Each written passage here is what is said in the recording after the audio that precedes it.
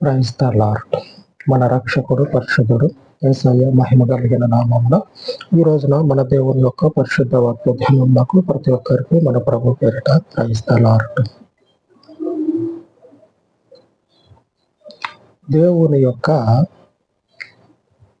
మార్గం అనేది క్రీస్తునందున్నటువంటి వారు కైకొంటున్నటువంటి ఈ ఆత్మీయ జీవితం అనేది తెలివి ఉన్నటువంటి వారికి అదొక భయంకరమైనటువంటి దేవుని యొక్క శక్తి కలిగినటువంటి మార్గం అని గ్రహిస్తారంట. తెలివి ఉన్నటువంటి వారు. తెలివి లేనటువంటి మూర్ఖులు ఎలా ఉంటారంటే, మనం ఏది చేసినా చెల్లుతుందిరా, వీళ్ళ మధ్యలో మనం పోయి తైతక్కలాడు, ఎగిరి దూకు, అడ్డం మాట్లాడు, ఏది చేసినా నడుస్తుందిరా అని చెప్పనని క్రైస్తవునికి, క్రీస్తు అనుచరులకి అడ్డు నిలబడి వాళ్ళు చేయాల్సిన పనులన్నీ చేసి అల్పానందం పొందుతారు. అంటే కొద్ది రోజులు ఉండేటువంటి సంతోషాన్ని పొందుకుంటారు. మనకి తెలియాల్సినటువంటి మీకు అర్థం కావాల్సినటువంటి విషయం ఏమిటంటే, మనకి అడ్డుగా ఉండి మన యొక్క జీవితాలకి ఆటంకంగా ఉండి ఎవరైతే తిరుగుతా ఉన్నారో వాళ్ళకి దేవుడు సమూల నాశనాన్ని తెచ్చిపెడతాడు. దేవుడు అటువంటి వాళ్ళకి సమూల నాశనాన్ని తెచ్చిపెడతాడు. మీరు గుర్తుపెట్టుకోవాలి. ఏమనంటే, దేవుని మార్గమందున్నటువంటి మనకి ఎంతమంది ఆటంకంగా ఉంటారో, ఎంతమంది విరోధంగా ఉంటారో వాళ్ళ జీవితాలను దేవుడు ఏం చేస్తాడంటే చిన్న భిన్నం చేసేస్తాడు, ఇట్లాగా చింపేస్తాడు. ఆమె దేవుని యందున్నటువంటి మనకి ఆయన యొక్క కృప సమృద్ధిగా అనుగ్రహించబడతా ఉంది. ప్రతిదినము కూడా కనుక మనతో పెట్టుకున్నటువంటి వారు, ఈ ప్రభు యొక్క మార్గానికి అడ్డుగా ఉన్నటువంటి వారు, మీరు కళ్ళతో చూస్తూ ఉండండి, వాళ్ళ జీవితాలు చితికిపోతాయి. ఆ చితికిపోయేటువంటి సందర్భంలో తెలివి ఉన్నటువంటి వాళ్ళే ఆలోచన చేస్తారంట. మనము అనవసరంగా మనము దేవుని ప్రజలతో, దేవునితో పెట్టుకొని ఈ గతిని మనము కొని తెచ్చుకున్నాం. ఈ స్థితిని మనము కొని తెచ్చుకున్నాం. కాబట్టి అటువైపు మనం వద్దు, ఆ ఛాయలు కూడా మనం చూడొద్దు. ఆలోచన చేసి ఈ నిర్ణయం తీసుకుంటారు. హోషేయ గ్రంథము చివరి అధ్యాయము చివరి వచనం, జ్ఞానులు ఈ సంగతులు వివేచింతురు, బుద్ధిమంతులు వాటిని గ్రహింతురు. ఏలయనగా యెహోవా మార్గములు చక్కనివి, నీతిమంతులు దానిని అనుసరించి నడుచుకొందురు గాని తిరుగుబాటు చేయి వారి దారికి అది అడ్డము గనుక వారు తొట్టిల్లుదురు. ఏంటంట, మనం పోని వాళ్ళలాగా వాళ్ళంతటా వాళ్ళు ఉండి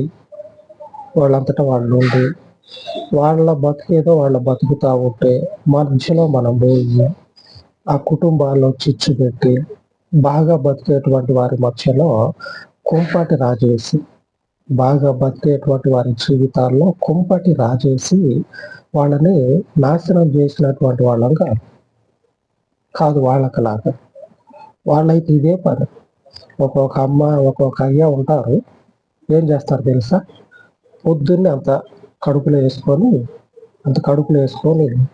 ఇక కుక్కలాగా తిరగటం మొదలు పెడతాం. ఆ ఇంటికి ఈ ఇంటికి తిరుగుతా ఇక్కడ వాళ్ళు చూసినటువంటి విషయాలకి తోడు 2 విషయాలు జోడించి అక్కడ కూసో, ఏం పోతాయి, ఏం పని లేదు కానీ కూసో అని చెప్పినని ఈ జంతక దగ్గర బొంత అని చెప్పి అంటారుగా.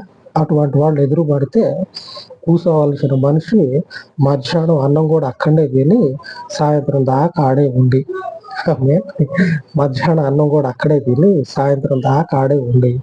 ఉన్నాయి లేని అన్నీ కూడా చెమటం అలవాటు వాళ్ళకి వాళ్ళకి మనం అట్లా లేం కదా,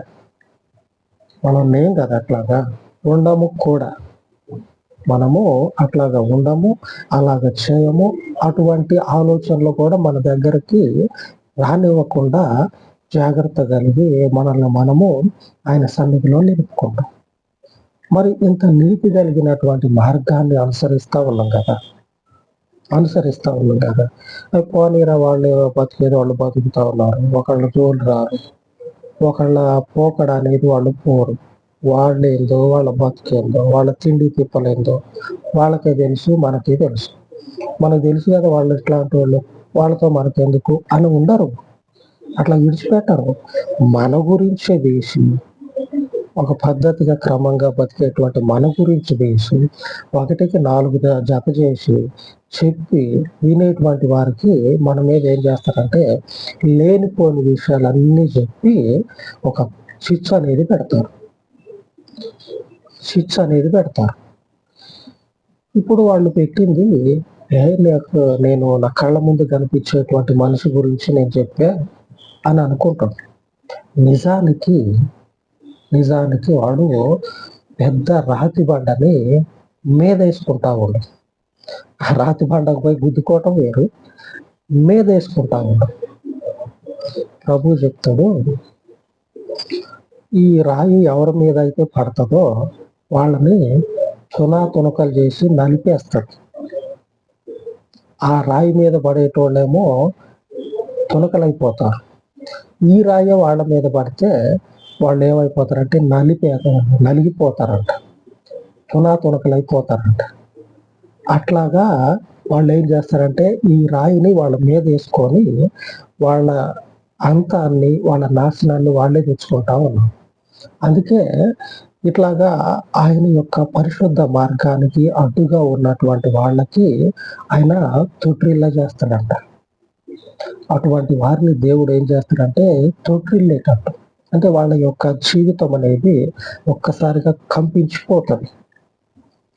కంపించిపోతుంది.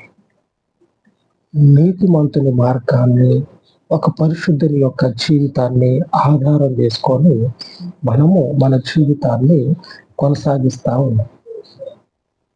పవిత్రమైంది కదా, పరిశుద్ధమైంది కదా, మనకన్నడూ లేనటువంటి ఒక శ్రేష్టమైనటువంటి మంచి జీవితాన్ని జీవించమని చెప్తా ఉంటే దాని ప్రకారంగా నడుచుకుంటా ఉన్నాం కదా.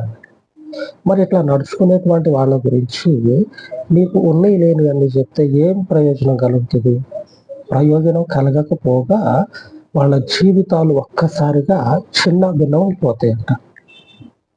లేఖనము ఆ విషయాన్ని స్పష్టం చేస్తా ఉంది.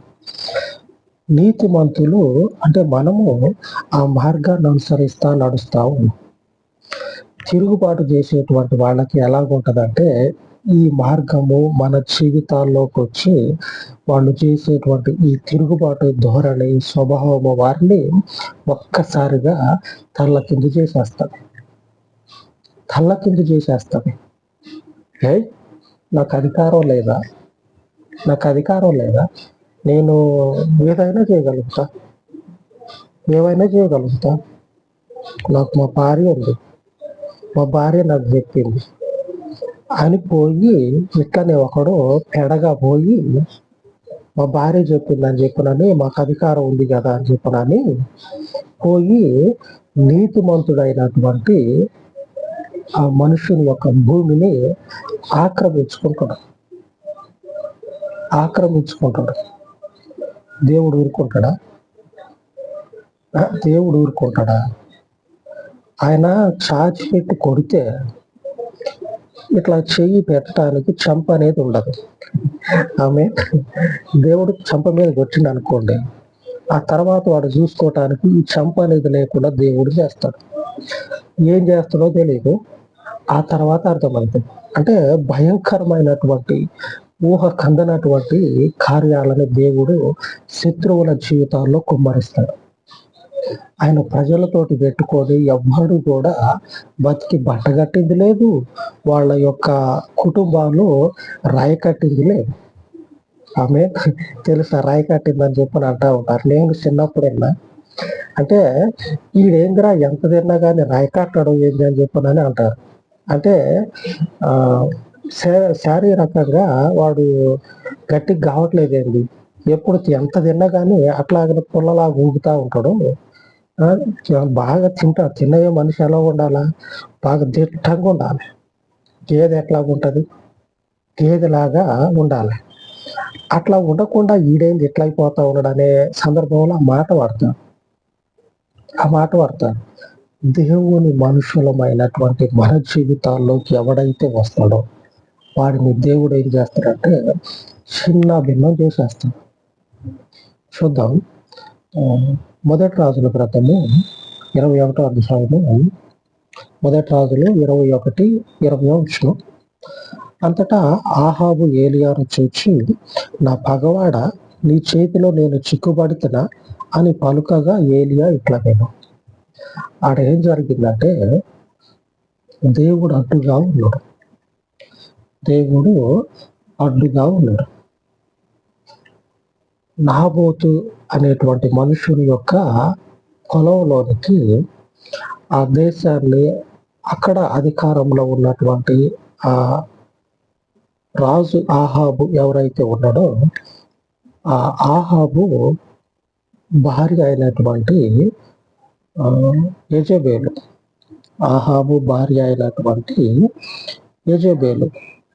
ఆమె ఏం చేస్తుందంటే ఆహాబుతో చెప్తుంది, ఏంది అయ్యా నువ్వు పొద్దున్న నుంచి అన్నం తినకుండా మూతి ముడుచుకొని ఉన్నావు, ఏమైందంటే ఇట్లా అంటాడు. అదిగో నా ప్రాంతంలో ఈ నాబోతున్నాడు కదా, వాళ్ళ భూమిని నాకు ఈరా అని చెప్పానంటే ఈయన అన్నాడు అని చెప్పనని చెప్తాడు. చెప్తే ఈ యెజెబెల్ అంటది, నువ్వు అడిగినంటే నువ్వు చేతులు ముడుచుకొని వెళ్ళిపోవచ్చు. మనం ఇక్కడ అధికారం చెలాయిస్తా ఉన్నాం. అధికారం మన చేతిలో ఉంది. వాడు ఈయను అని చెప్పారంటే అధికారం మన చేతిలో ఉంది కాబట్టి వారి మీద ఏదో ఒకటి నేరం మోపి లాక్కోవాలి. ఈయనంటూ చేతులు ముడుచుకొని వస్తావా అని 4 మాటల మనుషుల్ని హెచ్చరించి రెచ్చగొట్టి పంపిస్తే పోదాము ఆ భూమిని ఆక్రమించుకుందామని పోతా ఉంటే దేవుని ప్రవక్త అయినటువంటి ఏలియా ఎదురుపడి ఈ మాట చెప్తాడు. అప్పుడు ఆ ఏలియాను చూసి ఆహాబు అంటాడు, నా పగవాడ, నీ చేతిలో నేను చిక్కిపోయా అని చెప్పానని అంటా ఉన్నాడు. దేవుడు శపిస్తాడు. దేవుడు ఆ మనుషుల్ని శపిస్తాడు. మన పక్షంగా మన జీవితాల్లో ఆయనకు విరోధంగా ఎవరైతే ఉంటారో వాళ్ళని దేవుడు ఏం చేస్తాడంటే శపిస్తాడు. వాళ్ళ జీవితాలని చిన్న భిన్నం చేసేస్తాడు. ఈ రోజున దేవుని యొక్క వాగ్దానం సెలవిస్తూ ఉంది. నిర్గమకాండము 15వ అధ్యాయము 16వ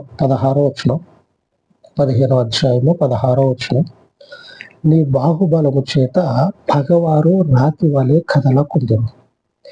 దేవుని యొక్క బలమైనటువంటి శక్తి చేత ఆయనకు విరోధంగా ఎవరైతే ఉంటారో, ఆయన పగవాళ్ళు ఎవరైతే ఉన్నారో వాళ్ళు అట్లా బిగుసుకుపోతారు. ఎందుకంటే దేవుని యొక్క పగవాళ్ళు, దేవునికి ఎవరైతే పగస్తులుగా ఉంటారో వాళ్ళని దేవుడు వారి కాళ్ళకి అడ్డుపడతాడు. వాళ్ళ చేతులకి దేవుడు ఆటంకంగా ఉంటాడు. స్వాధీనం చేసుకుందామని పోతా ఉన్నాడు, కానీ ఆ చేతులు స్వాధీనం చేసుకునేటువంటి వీలు లేకుండా దేవుడు బంధించేసాడు. తన పగవారికి దేవుడు ఏం చేస్తాడంటే శత్రువుగా మారిపోతాడు. అనగా మన ముందు నిలిచినటువంటి ఆయన పగస్తులకి దేవుడు తన బాహుబలాన్ని చూపించి అటు బలవంతులుగా ఉండి ఎవరైతే పగస్తులుగా ఉన్నారో దేవునికి ఆ పగస్తుల యొక్క బలమును దేవుడు ఏం చేస్తాడంటే వారి జీవితంలో దేవుని యొక్క ఉగ్రతని రప్పించి వాళ్ళకున్నటువంటి బలముతో పాటుగా వారిని నిలువున ముంచేస్తాడు. వారి జీవితంలో వారు మరలా అంటే మరలా వాళ్ళు నిలదొక్కుకోలేని విధంగా వాళ్ళని పాతాళానికి, అధో పాతాళానికి తొక్కేస్తాడు. కదలకుండా అట్లాగ బిగుసుకుపోతారు. దేవుని గురించి ఇంత మాట చెవిన పడితే ఇక వెన్నులో వణుకు పుడతాడు ఆయన పగస్తులకి. అంతగా దేవుడు వారి మీదకి ఆయన యొక్క ఉగ్రతను కుమ్మరిస్తాడు. ఇక ఎప్పటికీ గుర్తుంటది. ఆ సర్వోన్నతుడైన దేవునికి ఘనత కలుగును గాక. మన పక్షంగా నిలిచి తన కార్యాలను జరిగించి పరలోకపు దేవునికి ప్రార్థించుకుందాం. మహోన్నతుడ, కృపగలిగిన తండ్రి, ఈ ఉదయకాలం మందు మీ దయగలిగిన పాదముల యొక్క ప్రార్థిస్తూ ఉండగా చెప్పబడినటువంటి వాక్యమును తండ్రి నీరు కట్టి ఫలింపచేయమని ప్రతి ఒక్కరి జీవితాలలో నాయన నీ శ్రేష్టమైనటువంటి నామమును బట్టి నీకు తండ్రి అగస్తులుగా, నీకు తండ్రి ఆటంకముగా ఉన్నటువంటి వారి జీవితాలను, వారి యొక్క కుటుంబాలను, వారికి కలిగినటువంటి సమస్తాన్ని మీ చేతికి అప్పచెప్తూ ఉండగా మీరు ఇచ్చిన వాగ్దానమును బట్టి తండ్రి నీ పగవారు పరిశుద్ధుడా, అయ్యా ఇదిగో నీ శక్తి చేత కొట్టబడినట్లు నీ ప్రజల ముందు తండ్రి నీకు విరోధముగా ఉన్నటువంటి నీ విరోధులు తండ్రి నీ శక్తి చేత లయపరచబడినట్లు నీ గొప్ప కార్యాలను నీ నామమును బట్టి, నీ వాగ్దానమును బట్టి నీ ప్రజల పక్షముగా జ్ఞాపకము చేసుకొని నీ శక్తి చేత నీ బిడలకు తండ్రి సహాయమును అనుగ్రహించి నీ బిడల ముందు, నీ యొక్క స్వాస్థ్యం ముందు, నీ పరిచర్య ముందు నిలిచినటువంటి నీ శత్రువుల యొక్క బలం అంతటిని కూడా తల్లకిందులుగా చేసి మీకు తండ్రి సమస్త మహిమను తెచ్చుకొనమని రక్షణకర్త అయినటువంటి మీకు యేసుక్రీస్తు కృప కలిగిన నామమును ప్రార్థించి వేడుకొనిచున్నాను తండ్రి. ఆమేన్, ఆమేన్. సర్వోన్నతుడైన మన దేవుని కృప నిత్యము మనకు తోడై ఉండును కాక. ఆమేన్, ఆమేన్.